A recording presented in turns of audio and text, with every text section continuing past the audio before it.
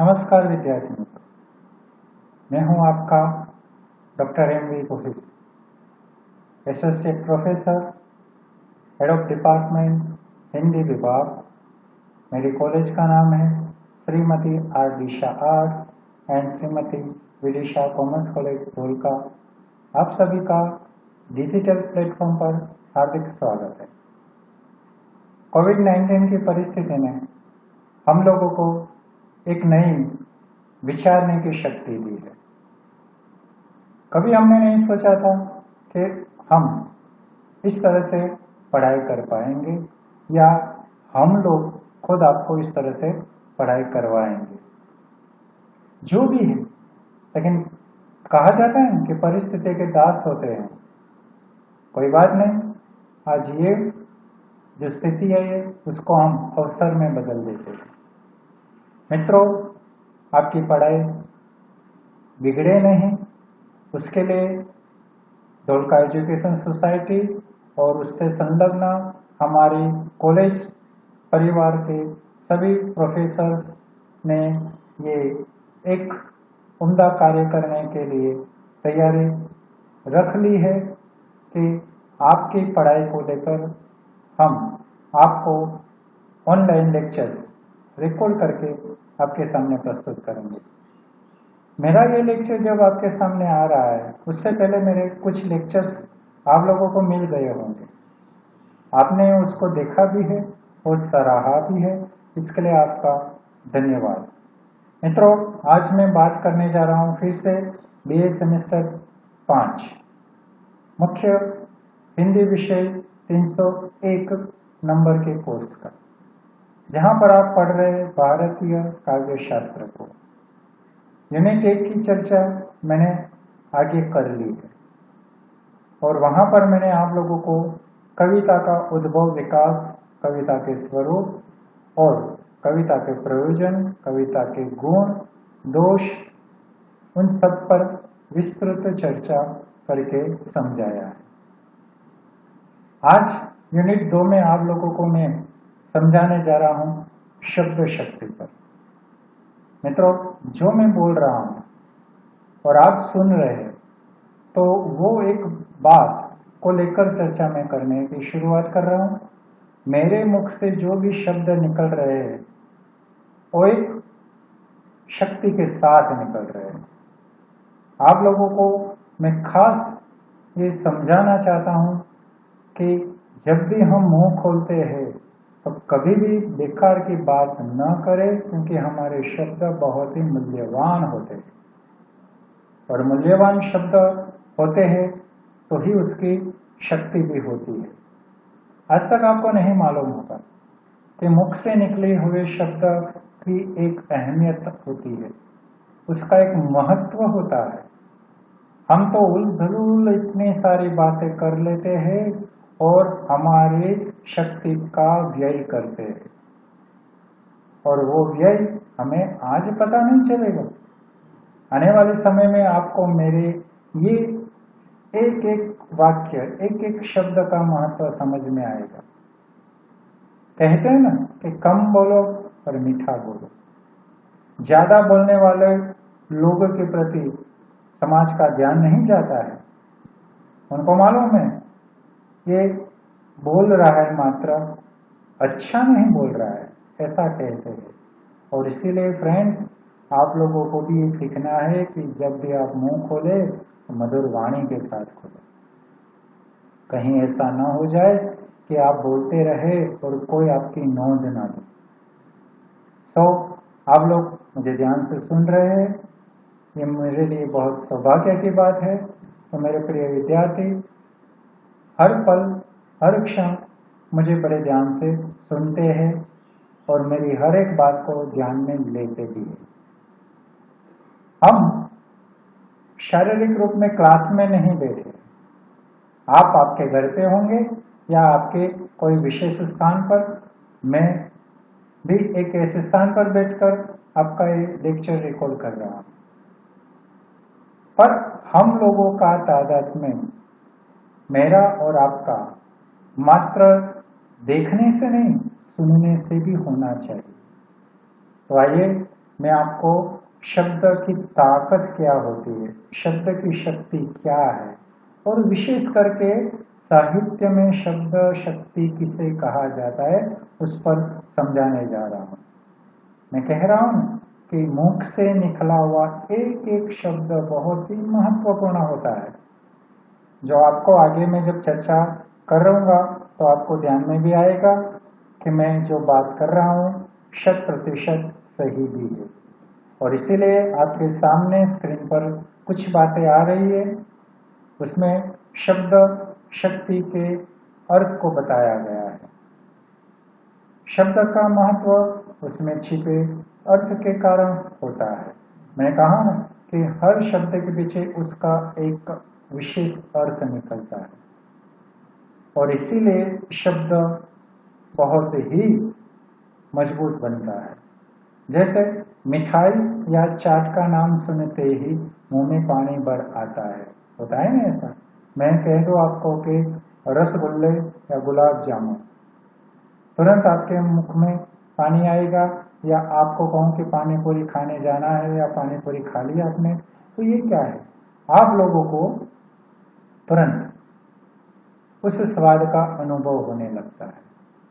मात्र आप देखिए, नाम सुनने के साथ आपके सामने वो व्यंजन आ जाना या उस व्यंजन के स्वाद का अनुभव कर लेना, इससे ही पता चलता है कि बोली गए शब्द का अर्थ और उसकी असर कितनी जानदार होती है। और उसी प्रकार सांप या भूत का नाम सुनते ही मन में भय का संचार हो जाता है। मैं आपसे कभी भूत की बात कर लूं, सांप की बात कर लूं, तो आपके मन में एक अलग प्रकार का भाव जागृत हो जाता है। यह प्रभाव अर्थगत होता है मित्रों। क्यों? मैं सांप मात्र बोलूंगा तो आपके सामने वह एक जहरीले सांप का चित्र दिखाई देगा आपको, और भूत का नाम बोलूंगा तो आपको एक ऐसे ही अदृश्य भय की बात प्रतीत होगी। इसीलिए कहा जाता है कि शब्द के अर्थ को जिस माध्यम के द्वारा ग्रहण किया जाता वह माध्यम ही शब्द शक्ति है। शब्द के अर्थ का बोध कराने वाली शक्ति शब्द शक्ति कहलाती है। तो आपके समझ में आया, शब्द के अर्थ का बोध जो शब्द करवाता है उसकी शक्ति को ही शब्द शक्ति कहा जाता है। हिंदी के रीतिकालीन आचार्य चिंतामणि ने तो लिखा है कि जो सुन पड़े सो शब्द है, समझी पड़े सो अर्थ, यानी कानों के माध्यम से जो सुनाई देता है वह शब्द है, और अगर उस शब्द को समझ लेते आप तो वो होता है उसका अर्थ। अर्थात जो सुनाई पड़े वह शब्द तथा उसे सुनकर जो समझ में आवे वह उसका अर्थ है। तो आप समझ गए कि शब्द शक्ति यानी क्या। उसी के महत्व को मैं आगे बता रहा हूं कुछ अलग अलग बातों को लेकर। जैसे कि काव्य में कवि अपने भावों की अभिव्यक्ति करता है, और भावों की अभिव्यक्ति का माध्यम भाषा होती है। कोई भी कवि या रचनाकार जब भी भावों की अभिव्यक्ति करता है तो उसके लिए उसको भाषा का उपयोग यानी कि माध्यम को अपनाना ही पड़ता है। अतः काव्य में भाषा का अत्यंत महत्वपूर्ण स्थान है। पाश्चात्य साहित्य शास्त्री F.R. लेविस ने भाषा के महत्व पर प्रकाश डालते हुए एक स्थान पर लिखा है, literature is not merely a language but of a language। उसका अर्थ भी है कि काव्य भाषा में नहीं होता बल्कि भाषा का ही होता है। सीधी सी बात है। हम कहते हैं कि किस भाषा का काव्य है, और वही बात A.R. लेविस ने भी करे कि कोई भाषा में काव्य नहीं होता है बल्कि जो भाषा होती है उसी का काव्य होता है। कितनी बड़ी बात है। आप संस्कृत, अंग्रेजी, हिंदी, गुजराती, बांग्ला, कोई भी भाषा के कविता को देख लीजिए तो वो अलग भाषा है, पर कविता जो लिखी गई है वो तो भाषा की ही हुई ना।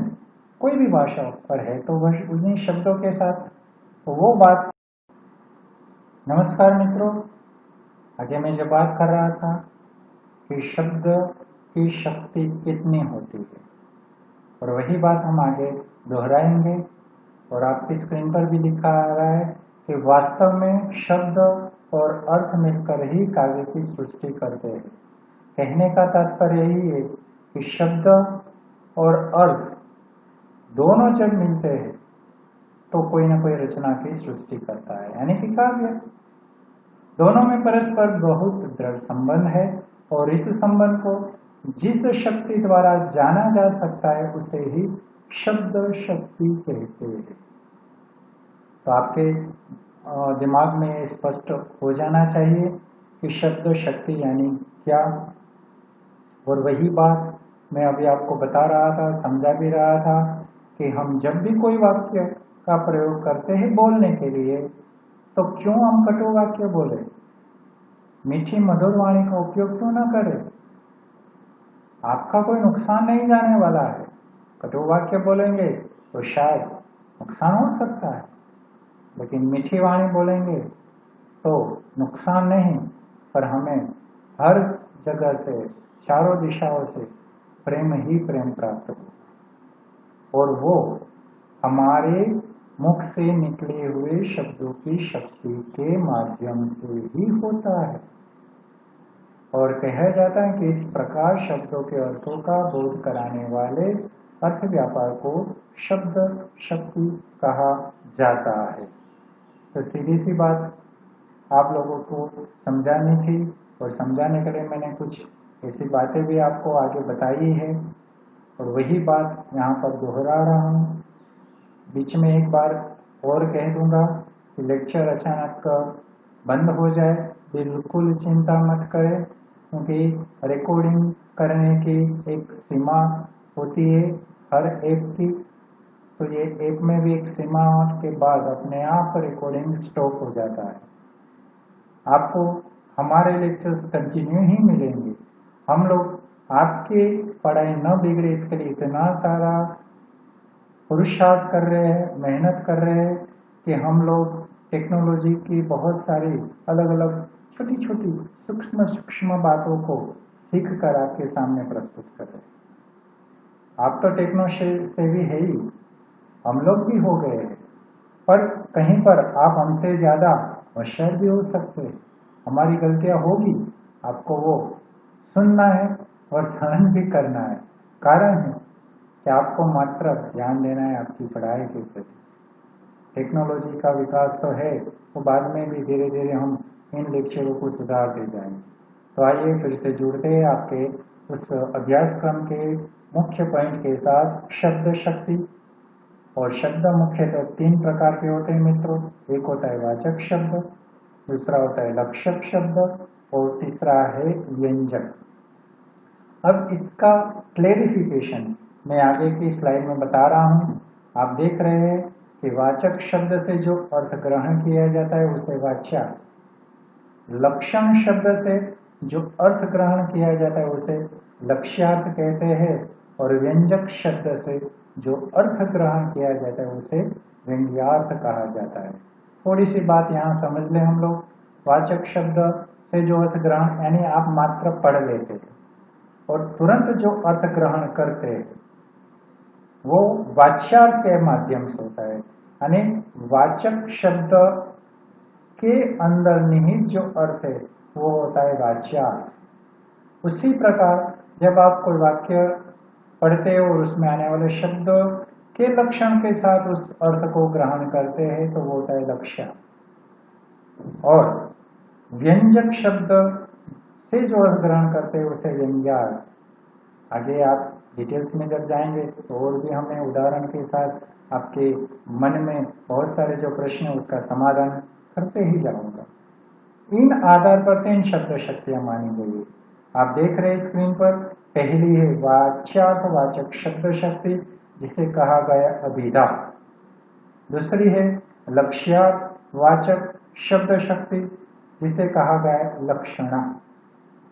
और तीसरा है व्यंग्यार्थ वाचक शब्द जिसे हम कहते हैं व्यंजना शब्द शक्ति। तो मित्रों, आपको ये 3 शब्द शक्तियाँ पढ़नी है जो आपके पाठ्यक्रम में भी है। तो हम शुरुआत करेंगे पहली अभिधा शब्द शक्ति से। और अभिधा शब्द शक्ति किसे कहते हैं, तो आपके सामने उसकी परिभाषा भी आ रही है कि जिस शक्ति के माध्यम से शब्द का साक्षात या मुख्यार्थ का बोध हो उसे अभिधा कहते हैं। क्या, फिर से आप समझ लें कि जिस शक्ति के माध्यम से शब्द का साक्षात और मुख्यार्थ जो बोध तुरंत हम ग्रहण करते उसे अभिधा कहते हैं। जैसे मैं आपको एक उदाहरण के रूप में वाक्य बता रहा हूं, जैसे पानी मिलेगा। आप देख रहे कि मैंने उसे एक अलग कलर से बनाया है, रेड कलर में, पीछे प्रश्नार्थ भी है। जैसे ही आप वाक्य सुनते कि पानी मिलेगा, आपके मन में तुरंत पहला ख्याल क्या आएगा, पीने का पानी, वो मांगा जा रहा है। और नीचे मैंने क्लैरिफिकेशन में लिखा भी है कि वाक्य से विदित है पीने के लिए पानी चाहिए। सीधी सी बात है कि किसी भी व्यक्ति को प्यास लगती है तो वो सामने वाले व्यक्ति से प्रश्नार्थ में कहेगा पानी मिलेगा, तुरंत आप समझ जाते कि इसको पीने के लिए ही पानी चाहिए, अन्य काम या उपयोग के लिए पानी नहीं चाहिए। तो ये क्या हुआ, परंपरा, कोश, व्याकरण आदि से यह अर्थपूर्व विदित ही है, यानी पहले से हमें मालूम है।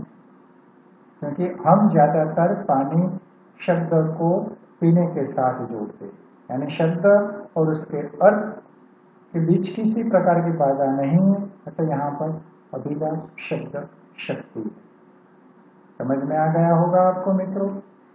और वही बात हम आगे जाए तो दूसरा उदाहरण भी आपको मैं दिखा देता हूँ, क्योंकि क्लैरिफिकेशन आपके मस्तिष्क में कोई संदेह नहीं होना चाहिए।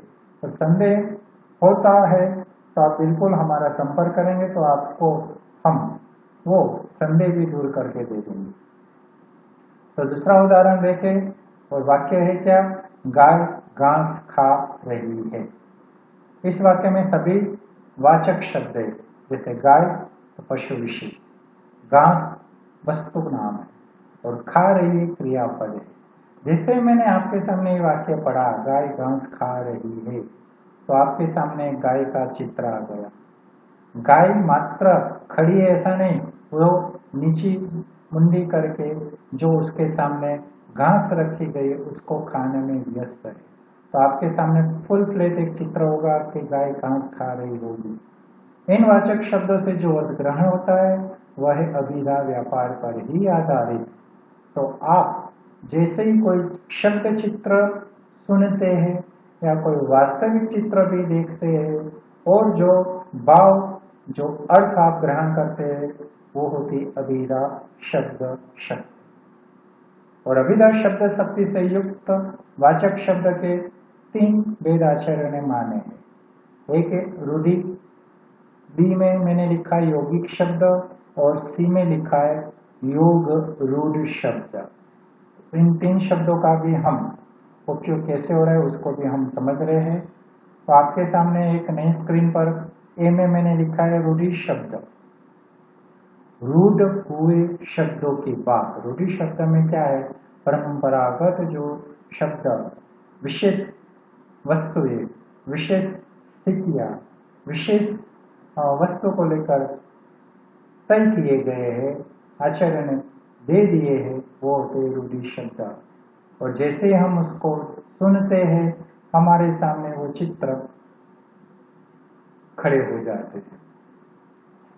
इसके परिभाषा में लिखा है रूढ़ि शब्द वे हैं जिनसे पूरे शब्द से केवल एक ही अर्थ का बोध होता है, इनके अवयव नहीं किए जा सकते। कुछ उदाहरण, वृक्ष, लता, घोड़ा, मकान, नदी, पर्वत, तोता, कबूतर आदि रूढ़ि शब्द है। जितने भी मैं शब्द बोल रहा हूँ आप मन में लीजिए और मेरी रिकॉर्डिंग सुनते सुनते आंखें बंद करके मात्र एक बार फिर से दोहराइए, तो आपके सामने एक एक आकृति खड़ी होती जाएगी। वृक्ष, आपके सामने एक वृक्ष का चित्र आएगा, पेड़। लता जो बनवेल होती है वो। अभी मैं आगे बात कर रहा था वही कि लता यानी बनवेल जो कहीं पर भी आपको वृक्ष या कोई मकान के ऊपर दिखते ही है। घोड़ा तो आपके सामने एक अलमस्त जो पशु है वो दिखाई देगा, दौड़ता हुआ भी हो सकता है घोड़ा और खड़ा हुआ भी। मकान यानी घर की बात यहाँ है। नदी तो आपको आवाज आ रही कल कल कल कल बहती हुई पानी झरनों की। पर्वत तो आपके सामने हिमालय जैसा महान पर्वत हिमांशित दिखाई भी देता होगा शायद, या आसपास में आपने कोई ऐसे पर्वत देखे होंगे, उसकी आकृति आपके आंखों के सामने आ जाएगी। आंखें बंद करके अभी भी आप सोचिए तोता कबूतर, ये दो जो पक्षी उनकी बात है। तोता तो हरा तोता आपके सामने आएगा और कबूतर जो आपके आसपास में दिखते। तो ये सारे शब्द क्या है, रूढ़ किए गए, रूढ़ हो गए। कैसे आए, कहाँ से आए, वो अलग बात है। लेकिन जैसे मैं आपको वृक्ष बहुत गहरा घना सा दूर खड़ा दिखाई देता है, तो आपके सामने वृक्ष है, लेकिन जैसे मैं उसका वर्णन कर रहा हूँ घना सा दूर खड़ा हुआ, तो धीरे धीरे धीरे उसकी आकृति ऐसे बड़े होती जा रही है। आप उसको घटाटोप वृक्ष में कैद करते हुए देखते हैं। घोड़ा जब मैं बोलता हूँ तो आपके सामने एक जोरदार नस्ल का घोड़ा दौड़ता हुआ जा रहा वैसे दिखाई देगा। मकान खुद का आपका घर भी हो सकता है या कोई महल जैसा मकान भी आप देख सकते हैं। नदी की बात करो तो कल कल बहते हुए पानी की ध्वनि आपके कानों में आती आ रही है मित्रों। ये क्या हुआ, ये रूढ़ि शब्द है। मजा उसी बात का है मित्रों कि मात्र आप मुझे देखते रहेंगे तो कई बातें आपके श्रवण शक्ति में नहीं आएगी, सुनने में नहीं आएगी। आप एक साथ दो कार्य करने जाएंगे तो कोई एक कार्य के प्रति आपका ध्यान कम रहेगा। इसीलिए मैंने आपको यहाँ एक प्रयोग करवाया कि आप आंखें बंद कर लें। मैं फिर से वो सारे शब्दों का उच्चारण करूंगा और मैं जैसे समझा रहा था तो आपके बंद आंखों के मध्य एक अलग अलग आकृति बनती जा रही थी। वो आकृति का विस्तार में कर रहा था तो आकृति का आकार भी बदल रहा था। तो ये सारे रूढ़ शब्द है। उसी प्रकार यौगिक शब्द, यौगिक शब्दों का प्रकृति और अवयवों की सहायता से अर्थ का बोध होता है। कैसे, प्रकृति और अवयवों की सहायता से।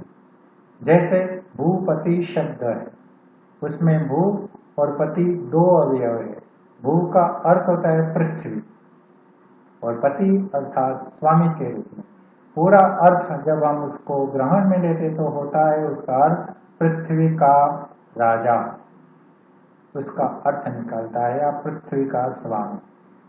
इसी प्रकार जलधर शब्द में आपके सामने रखता हूं तो जल को जो धारण करता है वो होता है जलधर।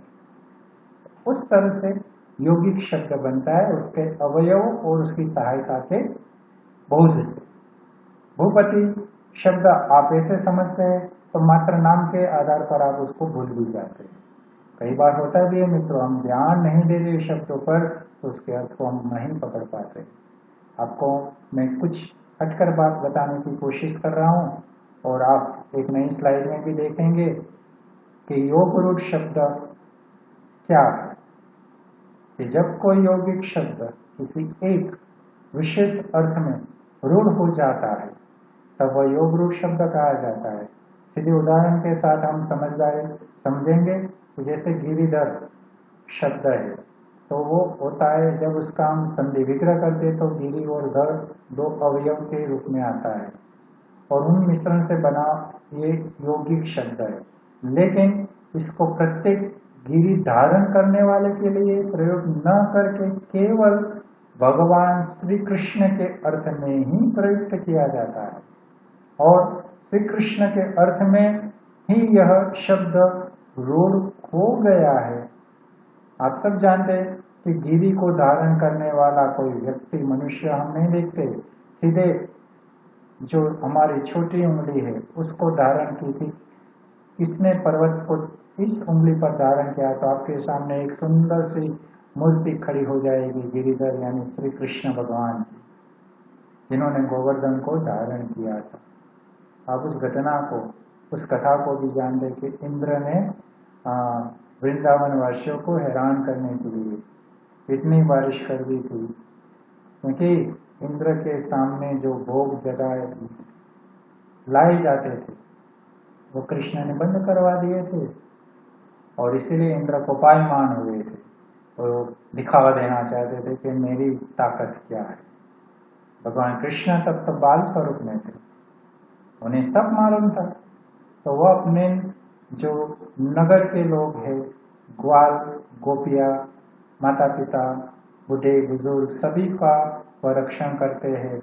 इंद्र लगातार कई दिनों तक बारिश करते हैं, और बारिश इतनी जोरों की जोरदार होती है, घमासान होती है, तो उस बारिश में सब कुछ बहने की तैयारी में तब जाकर पूरे वृंदावन की रक्षा कृष्ण अपनी इस उंगली के आधार पर उस जो पर्वत है उसको अपनी उंगली के उस पर लेकर पूरे नगर को उसके निश्रा में रख लेते हैं, और इसीलिए तब से उनको एक नाम दिया गया, वो था गिरिधर। और तो वृंदावन का जो बाग है वहाँ पर आज भी ये उत्सव बहुत भक्तिमय से मनाया भी जाता है। तो वो गिरिधर का शब्द प्रयोग मात्र ही भगवान कृष्ण को लेकर किया गया है, और इसीलिए कहा न कि यौगिक शब्द किसी एक विशेष अर्थ में रूढ़ हो जाता है, तब वह योग रूढ़ शब्द कहा जाता है। इसी प्रकार एक शब्द आपके सामने है पंकज, यानी इसका संधि विग्रह भी करे तो पंख प्लस अज, यानी कीचड़ में उत्पन्न होने वाला। तो कीचड़ में तो बहुत कुछ उत्पन्न होता है, लेकिन जैसे हम पंकज की बात करते हैं तो विशेष रूप से वो कमल के फूल को लेकर बात कही गई, ऐसा अर्थ निकलता है। क्योंकि कमल यानी कमल का फूल भी कीचड़ में ही उत्पन्न होता है, और वो तब भी इतना सुंदर होता है। तो ये कुछ योग रूढ़ शब्द है जो विशेष रूप से यहाँ पर प्रस्तुत होते हैं। मुझे एक और बात भी आपको कहनी है, और वो बात यह है कि आपकी श्रवण शक्ति इतनी मजबूत बनाओ कि हर बोला गया, सुना गया, पढ़ा गया शब्द आपके जहन में तुरंत चला जाए और आप इसके अर्थ को प्राप्त करें। कई बार मैं आपको लेक्चर्स में बताता है कि कुछ सुंदर गीत लिखे गए गीतों को मात्र जब हम गा लेते हैं तो वो भावहीन हो जाते, लेकिन एक एक गीत की पंक्ति के अर्थ को समझ लेते, शब्द को पकड़ लेते और फिर गाते तो वो भावमय हो जाते। और इसीलिए गीतकार गीत लिखता है, पर जब तक गायक उस भाव के साथ उसे गा नहीं लेता तब तक वह गीत बेजान सा हो जाता है। लेकिन संगीतकार की एक अलग दुनिया होती है, और वो इतना एक जादूगर होता है संगीतकार की, वह पंक्तियों को लेकर ही गीतकार को समझाकर उससे वो निकलवा लेता है मूल भाव को। बहुत सारे ऐसे सुंदर गीत है जहाँ पर आप सुनते हैं तो आपको लगे कि कभी हमारा ध्यान भी नहीं गया है, इतनी सुंदर पंक्ति आई है यहाँ पर। जैसे इन उम्र से लंबी सड़कों को, कितनी सुंदर बात है कि सड़कें उम्र से भी लंबी होती है। हाँ, गुलजार साहब जैसे महान गीतकार ये लिख सकते हैं। और वही बात होती है कि कई ऐसे गीत है जो आप ध्यान से सुनते हैं तो आप उन अर्थों के पीछे के भाव को समझकर पागल हो जाते हैं। आइए आगे की बात मैं आपको लक्षणा शब्द शक्ति की ओर ले जाकर कर रहा हूँ।